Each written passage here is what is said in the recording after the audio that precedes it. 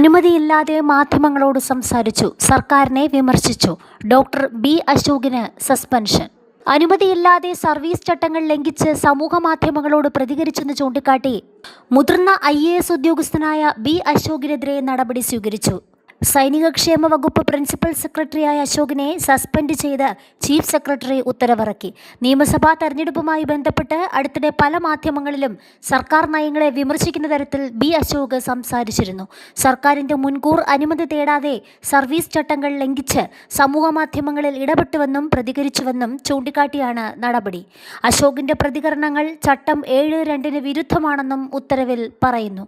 അതേസമയം സസ്പെൻഷൻ നടപടി ചട്ടവിരുദ്ധമാണെന്ന് ബി അശോക് പ്രതികരിച്ചു. സർക്കാരിനെതിരെ എന്തുതരം പ്രസ്താവനയാണ് താൻ നടത്തിയതെന്ന് ഉത്തരവിൽ വ്യക്തമാക്കിയിട്ടില്ല.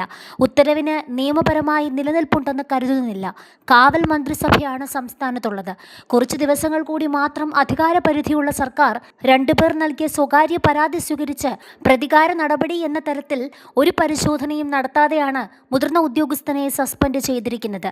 ആ സാഹചര്യത്തിൽ നിയമപരമായ നടപടിയുമായി മുന്നോട്ടു പോകുമെന്നും അശോക് പറഞ്ഞു. സർക്കാർ മാറുന്ന സമയത്ത് തൽക്കാലം നിയമ നടപടിക്ക് പോകുന്നില്ലെന്നും സസ്പെൻഷന് പിന്നാലെ അദ്ദേഹം പ്രതികരിച്ചു. പദവിയിലിരിക്കുന്ന IAS ഉദ്യോഗസ്ഥൻ സർക്കാരിനെ വിമർശിക്കുന്നത് സർവീസ് ചട്ടങ്ങൾക്ക് എതിരാണ്.